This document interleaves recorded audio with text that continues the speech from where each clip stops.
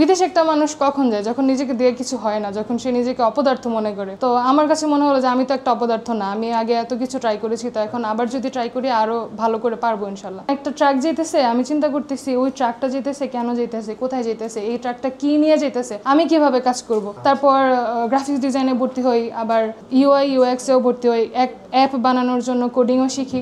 সব কিছু করতে করতে যখন সাকসেস পাচ্ছিলাম না, মানে কোনোটাতেই ভালোভাবে হিট করতে পারছিল না, তখন ডিসিশন হলো যে আচ্ছা তাহলে এখন বিদেশ চলে যাই। আমি তো পড়ালেখা করতেছি, আমরা স্টুডেন্টরা নেই। আমার হাজব্যান্ডও আলহামদুলিল্লাহ উনি জব করতেছে, বাট ওনারও ভালো একটা ব্যাকগ্রাউন্ড আছে। বিদেশের জন্য আবার অনেক পড়ালেখা শুরু করলাম, বই খাতা কিনলাম, কোন দেশে যাওয়া যায়, কোনটা ভালো কোনটা খারাপ, অনেক কিছু যাচাই করে কান্ট্রি সিলেক্ট করলাম। কিন্তু যখন ফাইনালি সব কিছু করবো তখন ধীরে ধীরে মানে সব জায়গা থেকে নিউজ আসা শুরু হলো যে বিদেশে এখন বাংলাদেশি দিকে ততটা মূল্য দিচ্ছে না। তারপর থেকেই আমার এই বিজনেসটা শুরু আলহামদুলিল্লাহ।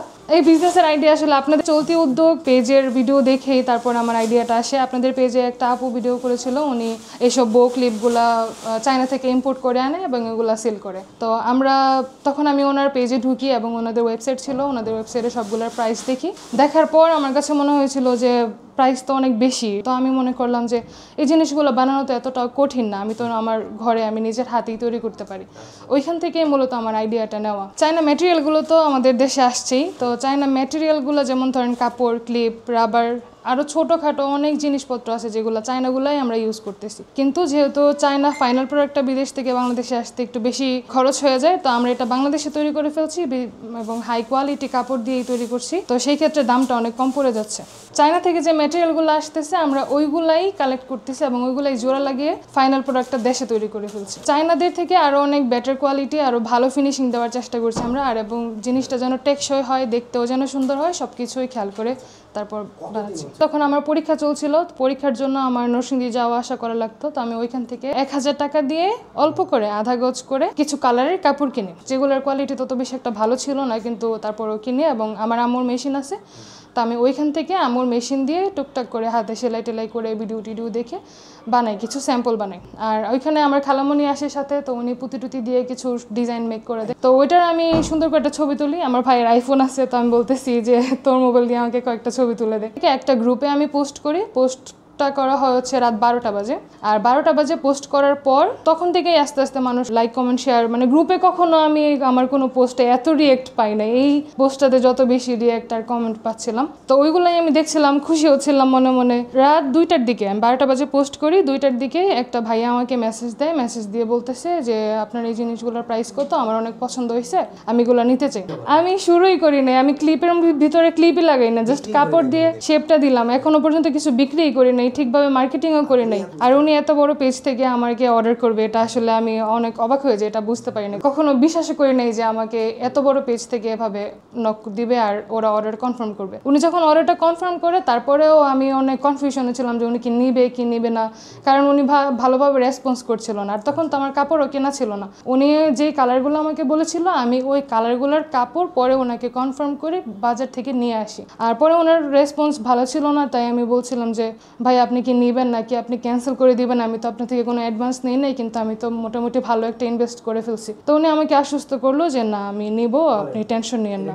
অ্যাডভান্স না নিয়েই আমি মোটামুটি বড় ধরনের একটা ইনভেস্ট শুরু করে দিছি। এখন উনি কি নিবে কি নিবে না, জাস্ট ওনার একটা কথার ভরসায় আমি সম্পূর্ণ বড় ধরনের একটা ইনভেস্ট করে ফেলি। তারপর তো আমি নিজে আসলে অনেক কনফিউশনে ছিলাম যে আমি কি বড় একটা ভুল করে ফেললাম নাকি। তারপর আমি অনেকে জিজ্ঞেস করি যে আপনি কি আসলে নিবেন কিনা, উনি এইটা রিপ্লাই উনি অনেক দেরিতে দেয়, যে উনি বলে যে না আমি আসলে নিব। এর মাঝখানে তো আমি কাজ বন্ধ করে দিয়ে বসেছিলাম যে কি জানি কি হয়, এত কষ্ট করে কাজ করতেছি, না জানি না নেই। তারপর যাই হোক উনি আমাকে আশ্বস্ত করে যে না আমি আসলে নিব।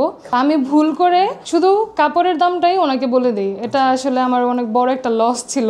কিন্তু তারপরেও আমি যাই হোক ওনাকে অনেক ম্যানেজ করে বুঝাই যে ভাইয়া দেখেন এটা তো অনেক কম প্রাইস হয়ে যেতেছে, নেক্সট থেকে নিলে কিন্তু এই প্রাইসে আর দেওয়া যাবে না, তখন আর একটু বেশি প্রাইসে নিতে হবে। কারণ আমি একটা জিনিস ওনাকে বলে ফেলছি, এখন তো এটা আর বাড়াইলে পরে উনিও তো রাজি হবেন। ব্যবসা না বুঝে এই ব্যবসায় নেমে গেছি, প্রাইস তো ঠিক করতে পারি নাই। তো প্রাইস ঠিক করতে না পারার কারণে অনেক বড় ধরনের একটা লসও করছে। কেমন হলো না, এটা নিজের প্রোডাক্টের প্রাইস অথচ নিজেই জানি না। আসলে এগুলো নিয়ে তো যদিও ছোট থেকে ধারণা ছিল, কিন্তু জিনিসটা তো নতুন, তাই এটা নিয়ে আসলে তত বেশি ধারণা ছিল না এবং ফার্স্টে একটু লস ছিল, এটা আমার এটা লার্নিং হিসেবে আমি নিয়েছি, এটাতে আমার তত বড় কোনো ক্ষতি আমি মনে করি নাই। সবাইকে যদি আমার পেজে বলেছি যে আমরা সবসময় বেটার কোয়ালিটিটা এনশিওর করি, এবং এটার যে রাবারটা বাজারে যেটাকে সবচেয়ে বেটার কোয়ালিটি বলা হয়, আমরা ওই রাবারটা এটার ভিতরে ইউজ করি। কাপড়গুলো দেখবেন এটার গ্লসিনেসটা আপনি খেয়াল করেন যে এটা কি পরিমাণে একটা হাই কোয়ালিটির ফেব্রিক দিয়ে তৈরি করা। এটা কিন্তু জিমিচু, কিন্তু এই যে এটাও জিমিচু। আমরা দুইটা কোয়ালিটি রাখছি, যেহেতু অনেকে আবার প্রাইস একটু কমের মধ্যে চায়। তবে দেখেন দুইটা কোয়ালিটির মধ্যে কিন্তু অনেক পার্থক্য, যে এটা বোঝা যাচ্ছে, কারণ এটা হচ্ছে ডাবল জিমিচু বললা, এটা হচ্ছে পাতলাটা। কনফিউজড হয়ে যেতে পারে, কিন্তু এই যে এটা দেখে অনেকে কনফিউজড হয়ে যায় যে এটা কি বাংলাদেশি নাকি চায়না, কারণ এটা সেম টু সেম চায়নাদের মতো, এটাতে তেমন কোনো ডিফারেন্স নেই। তবে কোয়ালিটি আর ফিনিশিং, এই যে আপনারা খেয়াল করলে দেখবেন আমরা ফিনিশিংটাতে সবসময় সবচেয়ে বেশি খেয়াল করি, এবং ফিনিশিংটা যেন ভালো হয় ওইটাই লক্ষ্য রাখি। এবং মাঝে মাঝে কোনো কিছু নিয়ে আমি যদি অনেক সমস্যায় পড়ি যে ফিনিশিং ভালো আনতে পারছি না, ওইটা নিয়ে আমি বারবার চেষ্টা করতে থাকি যেটা ফিনিশিংটা কিভাবে ভালো করে আনা যায়। জীবনের লক্ষ্য তো শুধু একটা ভিসাই হইতে পারে না, ভিসা পাওয়া ছাড়াও জীবনে অনেক কিছু করার থাকে। তো আমি সেটাকে প্রমাণ করতে চাই এবং আমার এই বিজনেসটাকে বাংলাদেশে একটা বড় ব্র্যান্ড হিসেবে তৈরি করতে চাই।